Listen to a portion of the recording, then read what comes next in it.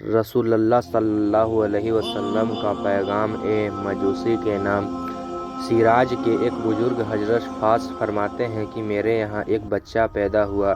میرے پاس خرچ کرنے کے لیے کچھ بھی نہ تھا۔ وہ موسم انتہائی سرد تھا۔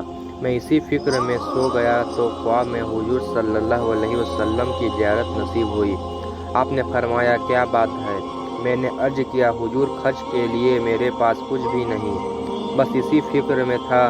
حضور نے فرمایا دن چڑھے تو فلاں مجوسی کے گھر جانا اور اس سے کہنا کہ رسول اللہ صلی اللہ علیہ وسلم نے تجھے کہا ہے کہ 20 دینار تجھے دے دے۔ حضرت فاس صبح اٹھے تو حیران ہوئے کہ ایک مجوسی کے گھر کیسے جاؤں اور رسول اللہ کا حکم وہاں کیسے سناؤں؟ پھر یہ بات بھی درست ہے کہ خواب میں حضور نظر آئے ہیں تو وہ حضور ہی ہوتے۔ اسی سس و پنج میں وہ دن بھی گزر گیا۔ دوسری رات پھر حضور صلی اللہ علیہ وسلم زیارت ہوئے۔ حضور نے فرمایا تم اس خیال کو چھوڑ دو اور اس مجوسی کے پاس جا کر میرا پیغام پہنچا دو۔ چنانچہ حضرت فاس صبح اٹھے اور اس مجوسی کے گھر چل پڑے۔ کیا دیکھتے ہیں کہ وہ مجوسی اپنے ہاتھ میں کچھ لیے ہوئے دروازے پر کھڑا ہے۔ جب اس کے پاس پہنچے تو چونکہ وہ ان کو جانتا نہ تھا، یہ پہلی مرتبہ ان کے پاس آئے تھے، اس لیے شرم گئے۔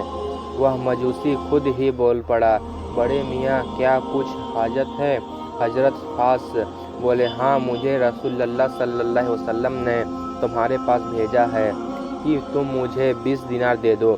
اس مجوسی نے اپنا ہاتھ کھولا اور کہا لے لیجئے، یہ 20 دینار میں نے آپ ہی کے لیے نکال کر رکھے ہیں، آپ کی راہ دیکھ رہا تھا۔ حضرت فاس نے وہ دینار لے لیا اور اس مجوسی سے پوچھا بھائی میں تو بھلا رسول اللہ صلی اللہ علیہ وسلم کو خواب میں دیکھ کر یہاں آیا ہوں، مگر تجھے میرے آنے کا کیسے علم ہو گیا؟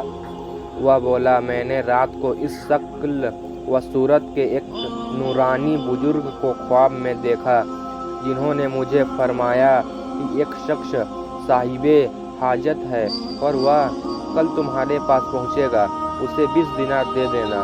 چنانچہ میں یہ 20 دینار لے کر تمہارے ہی انتظار میں تھا۔ حضرت فاس نے جب اس کی زبانی رات کو ملنے والے نورانی بزرگ کا حلیہ سنایا تو وہ حضور صلی اللہ علیہ وسلم کا تھا۔ چنانچہ حضرت فاس نے اس سے کہا یہی رسول اللہ صلی اللہ علیہ وسلم ہیں۔ وہ مجوسی یہ واقعہ سن کر تھوڑی دیر ٹھہرا اور پھر کہا مجھے اپنے گھر لے چلو۔ چنانچہ وہ حضرت فاس کے گھر آیا اور کلمہ پڑھ کر مسلمان ہو گیا۔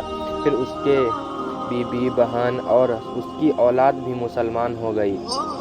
سبق: ہمارے حضور صلی اللہ علیہ وسلم کی نظر رحمت جس پر بھی پڑ جائے اس کا بیڑا پار ہو جاتا ہے۔ یہ بھی معلوم ہوا کہ حضور صلی اللہ علیہ وسلم اپنے محتاج غلاموں کی فریاد سنتے ہیں اور وصال شریف کے بعد بھی محتاجوں کی مدد فرماتے ہیں۔